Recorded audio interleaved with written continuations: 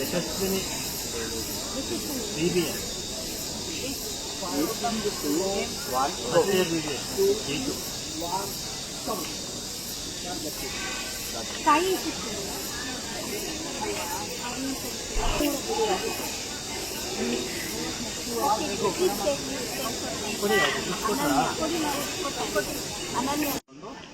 Drop ಮಾಡಬೇಕು. So ಯಾರು ಜಾಸ್ತಿ ಫಿಲ್ ಮಾಡ್ತಾರೆ so they will win a chocolate.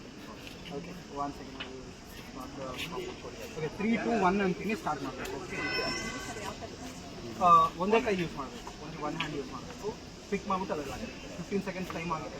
ಯಾವುದು ಜಾಸ್ತಿ ಇರುತ್ತೆ chocolate. Okay 3 2 1 go. There is too fast. Bro, come on, bro. 10 seconds. We're done, man. Use to wash. Leave chocolate. Use one hand. Okay. It's already 4 seconds. You can give 20 seconds fast. 10 more seconds. Both of 5 more seconds. 3 2 1 0. Stop. She won. 15 seconds time ಕೊಡ್ತೀನಿ. Deepika madam one hand ಇಂದ Deepika madam fill ಮಾಡಬೇಕು. ಯಾರು ಅಲ್ಲಿರೋ parents ಈ ಕಡೆ ಕಳಿಸಿ ಮತ್ತೆ parents ಹೇಳಿ ಟೈಮ್ ಕೊಡ್ತೀನಿ. ಒನ್ ಹ್ಯಾಂಡ್ ಯೂಸ್ ಮಾಡಿ ಚಾಕ್ಲೇಟ್ ನ ಫಿಲ್ ಮಾಡಿ ಯಾರು ಒಳಗಡೆ ಡ್ರಾಪ್ ಮಾಡಬೇಕು. ಸೊ ಯಾರು ಜಾಸ್ತಿ ಫಿಲ್ ಮಾಡ್ತಾರೆ so they will win a chocolate. Okay 1 second. Okay 3 2 1 ಅಂತೀನಿ ಸ್ಟಾರ್ಟ್ ಮಾಡಬೇಕು. ಓಕೆ ಒಂದೇ ಕೈ ಯೂಸ್ ಮಾಡಬೇಕು, ಒಂದು 1 ಹ್ಯಾಂಡ್ ಯೂಸ್ ಮಾಡಬೇಕು. ಪಿಕ್ ಮಾಡ್ಬಿಟ್ಟು ಅದೆಲ್ಲ 15 ಸೆಕೆಂಡ್ಸ್ ಟೈಮ್ ಆಗುತ್ತೆ. ಯಾವುದು ಜಾಸ್ತಿ ಇರುತ್ತೆ chocolate. Okay 3 2 1 go. There is too fast. Bro, come on, bro. 10 seconds. We're done, man. Use to wash. Leave chocolate.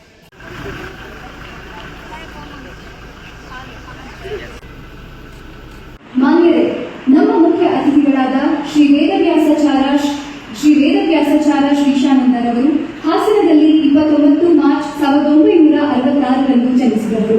ತಂದೆಯವರಾದ Shri G ವೇದವ್ಯಾಸಾಚಾರ್ಯ ಹಾಗೂ ತಾಯಿಯವರಾದ ಶ್ರೀಮತಿ ಸುಧಾರಾಣಿಯವರ ಆಶೀರ್ವಾದದಲ್ಲಿ ಬೆಳೆದ ಅವರು ಬೆಂಗಳೂರು 1991 ಆಗಸ್ಟ್ 16ರಂದು ವಕೀಲ ವೃತ್ತಿ ಪ್ರಾರಂಭಿಸಿ ಬೆಂಗಳೂರು ಸಿಟಿ ಸಿವಿಲ್ ಕೋರ್ಟ್ ಹಾಗೂ ಕರ್ನಾಟಕ ಹೈಕೋರ್ಟ್ನಲ್ಲಿ ಸಿವಿಲ್ ಮತ್ತು ಅಪೀಲು ಪ್ರಕರಣಗಳಲ್ಲಿ ಸೇವೆ ಸಲ್ಲಿಸಿದ್ದಾರೆ. ಮುಂಬೈ, ಚೆನ್ನೈ ಮತ್ತು ದೆಹಲಿ ಹೈಕೋರ್ಟ್ನಲ್ಲಿಯೂ ಮಹತ್ವದ ಪ್ರಕರಣಗಳನ್ನು ವಹಿಸಿಕೊಂಡಿದ್ದಾರೆ. ತಮ್ಮ ವೃತ್ತಿ ಜೀವನದಲ್ಲಿ ಅಣ್ಣಾಮಲೈ ವಿಶ್ವವಿದ್ಯಾನಿಲಯದಿಂದ LLM ಪದವಿಯನ್ನು ಪಡೆದಿದ್ದಾರೆ. 2008ರ ಫೆಬ್ರವರಿ 25ರಂದು ನೇಮಕಾತಿಯ ಮೂಲಕ ಜಿಲ್ಲಾ ನ್ಯಾಯಾಧೀಶರಾಗಿ ಸೇವೆ ಆರಂಭಿಸಿ ಕಲಬುರಗಿ, ಕಾರವಾರ ಹುದ್ದೆಗಳಲ್ಲಿ ಸೇವೆ ಸಲ್ಲಿಸಿದ್ದಾರೆ. ಬೆಂಗಳೂರಿನಲ್ಲಿನ ಸಿಬಿಐ ನ್ಯಾಯಾಲಯದ ವಿಶೇಷ ನ್ಯಾಯಾಧೀಶರಾಗಿಯೂ ಕರ್ನಾಟಕದ ರಾಜ್ಯ ಸಾರಿಗೆ ಅಪೀಲ್ ಟ್ರಿಬ್ಯುನಲ್ ಅಧ್ಯಕ್ಷರಾಗಿಯೂ ಸೇವೆ ಸಲ್ಲಿಸಿದ್ದಾರೆ. ಹೈಕೋರ್ಟ್ನ ರಿಜಿಸ್ಟ್ರಾರ್ ಜುಡಿಷಿಯಲ್ ಹಾಗೂ ರಿಜಿಸ್ಟ್ರಾರ್ ಜನರಲ್ ಹುದ್ದೆಗಳಲ್ಲಿ ಯಶಸ್ವಿಯಾಗಿ ನಿರ್ವಹಿಸಿದ್ದಾರೆ. 2020ರ ಮೇ 4ರಂದು ಕರ್ನಾಟಕ ಹೈಕೋರ್ಟ್ನ ಹೆಚ್ಚುವರಿ ನ್ಯಾಯಾಧೀಶರಾಗಿ ನೇಮಕಗೊಂಡು 2021ರ ಸೆಪ್ಟೆಂಬರ್ 25ರಂದು ಸ್ಥಾಯಿ ನ್ಯಾಯಾಧೀಶರಾಗಿ ಪ್ರಮಾಣ ವಚನ ಸ್ವೀಕರಿಸಿದ್ದಾರೆ. ಕಾನೂನು ಕ್ಷೇತ್ರದಲ್ಲಿ ಅವರ ಅಪಾರ ಸೇವೆ ಹಾಗೂ ಸಮಾಜಕ್ಕೆ ನೀಡಿದ ಬೆಳಕು ಪರಿಗಣಿಸಿ 2026ರ ಫೆಬ್ರವರಿ 23ರಂದು ಮಂತ್ರಾಲಯದಲ್ಲಿ ಗೌರವ ಡಾಕ್ಟರೇಟ್ ಪದವಿಯನ್ನು ನೀಡಿ ಸನ್ಮಾನಿಸಲಾಗಿದೆ. ಇಂತಹ ಮಹಾನ್ ವ್ಯಕ್ತಿಯನ್ನು ನಮ್ಮ ನಡುವೆ ಕಾಣುವುದೇ ಯಾವ ಸಂಬಂಧ ಇರಬೇಕು ಅಂತಂದ್ರೆ ವಿದ್ಯಾರ್ಥಿಗಳ ಮತ್ತು ಪೋಷಕರ ನಡುವೆ ಸಂಬಂಧ, ವಿದ್ಯಾರ್ಥಿಗಳ ಮತ್ತು ಕಾಲೇಜಿನೊಡನೆ ಸಂಬಂಧ, ವಿದ್ಯಾರ್ಥಿಗಳ ಪೋಷಕರು ಮತ್ತು ಕಾಲೇಜಿನೊಡನೆ ಇರತಕ್ಕಂಥ ಸಂಬಂಧ, ವಿದ್ಯಾರ್ಥಿಗಳು ಮುಂದೆ ಸಮಾಜಕ್ಕೆ ಹೋದಂಥ ಸಂದರ್ಭದಲ್ಲಿ ಆಗ್ತಕ್ಕಂಥ ಆ ಥರ ಪ್ರತಿ ದಿವಸ ಒಂದು ಡ್ರಮ್ ನೀರನ್ನ ಸೇದ್ ಹಾಕಿದ್ರೆ ಒಂದೊಂದಿನ ಊಟ. ಸಂಬಂಧಿಕರ ಮನೆಯಲ್ಲಿ ನೀನು ಇದ್ದಾಗ ಮನೆ ಕೆಲಸ ಎಲ್ಲ ಮಾಡ್ಕೊಡ್ಬೇಕು ಅಂತ ತಂದೆ ತಾಯಿಗಳು ಹೇಳಿ ಕಲಿಸಿರ್ತಿದ್ರು.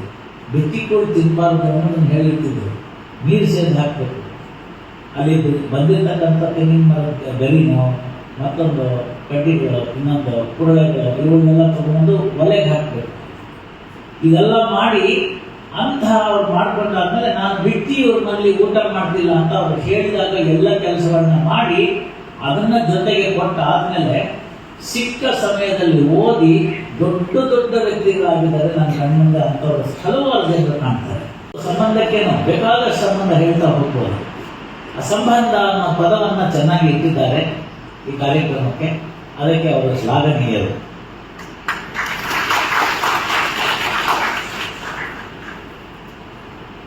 ಒಂದು ಸಂಸ್ಥೆ 10 ವರ್ಷಗಳ ಕಾಲ ಕೆಲಸವನ್ನ ಮಾಡಿ ಅದರಲ್ಲಿ ಯಶಸ್ಸನ್ನ ಕಾಣಬೇಕಾದ್ರೆ ಬಹಳ ಕಷ್ಟದ ಸಮಯ ಇರುತ್ತೆ. 7 ರಿಂದ 8 ವರ್ಷಗಳ ಕಾಲ ಒಂದು ತೆಂಗಿನ ಮರವನ್ನ ಕಾಪಾಡಿದ್ರೆ ಅದು ಹೇಳುತ್ತಂತೆ, ನನ್ನ ಜೀವನ ಪೂರ್ತಿ ನಾನು ನೋಡ್ಕೊಳ್ತೀನಿ, ನನಗೆ 8 ವರ್ಷ ಸಾಕು ಅಂತ. 8ನೇ ವರ್ಷಕ್ಕೆ 9ನೇ ವರ್ಷಕ್ಕೆ, ನಮ್ಮ ಕಾಲದಲ್ಲೆಲ್ಲ 12-13 ವರ್ಷಕ್ಕೆ ಮೊದಲನೇ ಹೊಂಬಾಳೆ ಬರ್ತಾ ಇತ್ತು. ಈಗೆಲ್ಲ ಸ್ವಲ್ಪ ಸುಧಾರಿತ ತಳಿಗಳಿದೆ. ಹಾಗಾಗಿ 8 ವರ್ಷಗಳ ಕಾಲ ನೀವು ಜತನವಾಗಿ ತೆಂಗಿನ ಮರವನ್ನು ಕಾಪಾಡಿಬಿಟ್ರೆ ಆ ನಂತರ ಅದು ತನ್ನ ಜೀವ ಇರೋ ತನಕ, ನಿಮ್ಮ ಜೀವ ಇರೋ ತನಕ ಪ್ರತಿ ವರ್ಷ ಫಲವನ್ನು ಕೊಡ್ತಕ್ಕಂಥದ್ದು ಅಂತ. ಅದು ಶೈಕ್ಷಣಿಕ ಸಂಸ್ಥೆಗಳಿಗೂ ಕೂಡ ಅದೇ ರೀತಿಯಾಗಿ ತಿಳ್ಕೊಳ್ತಕ್ಕಂಥ ವಿಚಾರ, ಅದೇ ರೀತಿಯಾಗಿ ಅದನ್ನ ನಾವು ಕಾಣಬೇಕಾಗುತ್ತೆ. ಪ್ರಾರಂಭದಲ್ಲಿ ಅದಕ್ಕೆ ಬರ್ತಕ್ಕಂಥ ಅಡೆತಡೆಗಳು ಹಲವಾರು. ಇವತ್ತು ನಾವು ಇಷ್ಟು ಸುಸಜ್ಜಿತವಾಗಿರ್ತಕ್ಕಂಥ ಒಂದು ಸಭಾಂಗಣದಲ್ಲಿ ಕೂತಿದ್ದೀರಿ, ತಾವೆಲ್ಲ ತಮ್ಮ ಮಕ್ಕಳನ್ನ ಕಷ್ಟಪಟ್ಟು ಸೇರಿಸಿದಿರಿ.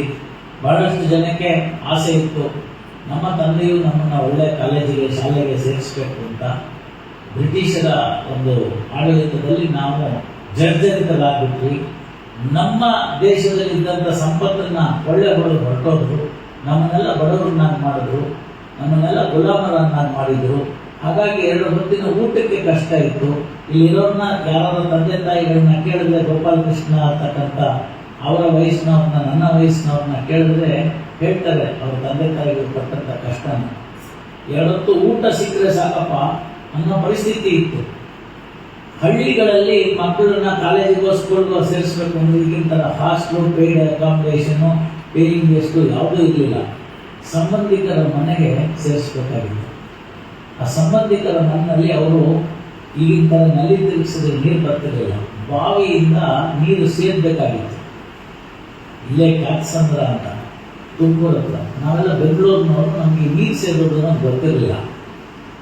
ಅಲ್ಲಿ ಕ್ಯಾತ್ಸಂದ್ರದಲ್ಲಿ ಬಾವಿ ಆಗಿನ ಕಾಲಕ್ಕೆ ಒಂದು 30-40 ವರ್ಷದ ಕೆಳಗಡೆ 60 ಅಡಿ ಇಳಿದ್ಬಿಟ್ಟಿತ್ತು ನೀರು. ಇದು ತುಮಕೂರು ಸ್ವಲ್ಪ ಹಾಗೆ ಇದೆ, ಬೋರ್ವೆಲ್ ಇಳಿದಿದ್ದ ಕಾಲ. 60 ಅಡಿಯಿಂದ ಒಂದು ಗುಂಡಿಗೆ ನೀರು ಸೇರಬೇಕು ಅಂದ್ರೆ ಎಷ್ಟು ಕಷ್ಟ ಅಂತ ನಮ್ಗೆ ಗೊತ್ತಿತ್ತು. ಇನ್ನೊಂದು ವಾರ ಇದರಿಂದ ಈಗ ನೀರು ತೇಲಾಡಬೇಕು ಅನ್ನೋ ಥರ ಇದೆ. ಸರ್ ಮಾತಾಡ್ತಾ ಒಂದು ಡಿಮ್ಯಾಂಡ್ ಇಟ್ಟರು.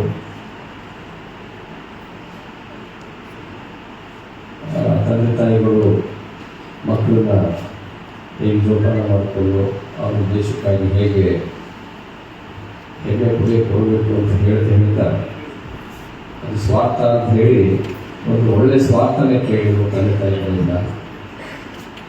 ಬಟ್ ಆದರೆ ನನಗೆ ಅಂದರೆ ಅನಿಸಿದ್ದು ಏನಂದರೆ ಸರ್ ಸ್ವಾರ್ಥದ ಜೊತೆ ಒಂದು ಜಾಣ ಮಾತನ್ನು ಮಾಡಿದ್ರು. ನಮ್ಮ ಗಮನಕ್ಕೆಲ್ಲ ಬಂದಿರುತ್ತೆ.